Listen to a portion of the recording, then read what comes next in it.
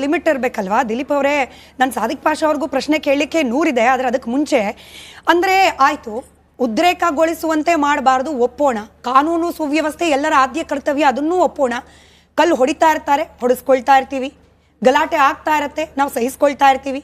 ಕಣ್ಣೋಡ್ಸೋಕೊಂದಷ್ಟು ಮಂದಿಯನ್ನು ಅರೆಸ್ಟ್ ಮಾಡ್ತಾರೆ, ನಂತರದಲ್ಲಿ ಹಿಂಬಾಗಿಲಿನಿಂದ ಬಿಡ್ತಾರೆ, ನಾವು ಗಮನಿಸ್ತಾನೆ ಇರ್ತೀವಿ. ಹಿಂಗೆ ಎಷ್ಟು ದಿನ ಅನ್ನೋ ಪ್ರಶ್ನೆ.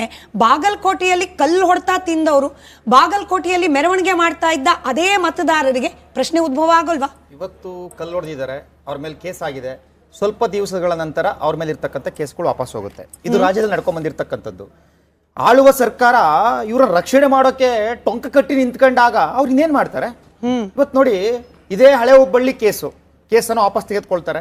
ಚಿತ್ತಾಪುರ ಕೇಸು, ಸ್ವತಃ ಪ್ರಿಯಾಂಕ ಖರ್ಗೆ, ದೊಡ್ಡ ಅದ್ಭುತ ಜ್ಞಾನಿ ಅಂತ ಮಾತಾಡ್ತಕ್ಕಂಥ ಪ್ರಿಯಾಂಕ ಖರ್ಗೆ ಯಾರೋ ಗೋಕಳ್ಳರನ್ನ ಅರೆಸ್ಟ್ ಮಾಡಿರ್ತಾರೆ. 30 ಜನ ಕೇಸನ್ನು ವಾಪಸ್ ತೆಗೆದುಕೊಬೇಕು ಅಂತ ಹೇಳಿ ಮಂತ್ರಿಮಂಡಲಕ್ಕೆ ಹೋಗ್ತಾರೆ, ಕೇಸ್ ವಾಪಸ್ ತೆಗಿಸ್ತಾರೆ. ಇದೇ ಡಿಜೆ ಹಳ್ಳಿ ಕೆಜೆ ಹಳ್ಳಿ ಪತ್ರ ಬರೀತಾರೆ, ರೋಷನ್ ಬೇಗು ಮತ್ತೆ ತನ್ವೀರ್ ಸೇಠ್, ದಯಮಾಡಿ ಅಮಾಯಕರಿದ್ದಾರೆ ಅವರು, ಡಿಜೆ ಹಳ್ಳಿ ಕೆಜೆ ಹಳ್ಳಿ ಅವರು ಕೇಸ್ ವಾಪಸ್ ತೆಗೆದುಕೊಬೇಕು ಅಂತ ಹೇಳಿ. ಆಳುವ ಸರ್ಕಾರ ಇವತ್ತು ರಕ್ಷಣೆಗೆ ನಿಂತ್ಕೊಂಡಿದೆ. ಸಿದ್ದರಾಮಯ್ಯನವರು ಹೇಳ್ತಾರೆ, ಅರೆ ಅಲ್ಪಸಂಖ್ಯಾತರು ಮಾಡ್ತಕ್ಕಂಥ ಕೀಟಲೆಗಳನ್ನ ದಯಮಾಡಿ ನೀವು ತಡ್ಕೊಬೇಕು ಬಹುಸಂಖ್ಯಾತರು ಅಂತ ಹೇಳ್ತಾರೆ. ಈ ರೀತಿ ಆಳುವ ಸರ್ಕಾರ ಅವ್ರ ಪರವಾಗಿ ನಿಂತ್ಕೊಂಡೆ ಇನ್ನೇನ್ ಮಾಡ್ತಾರೆ? ನೀವು ನೋಡಿ, ಪಾಕಿಸ್ತಾನ್ ಜಿಂದಾಬಾದ್ ಅಂದಿರ್ತಕ್ಕಂಥ ಕೇಸ್ಗಳು ಇವ್ರ ಅಧಿಕಾರಕ್ಕೆ ಬಂದ ಮೇಲೆ 12 ಕೇಸ್ಗಳಾಗಿದೆ ಮೇಡಮ್. 12 ಕೇಸ್ಗಳಲ್ಲಿ ಇದುವರೆಗೂ ಸಹ ಒಂದಕ್ಕೂ ಸಹ ಶಿಕ್ಷೆ ಆಗಿಲ್ಲ.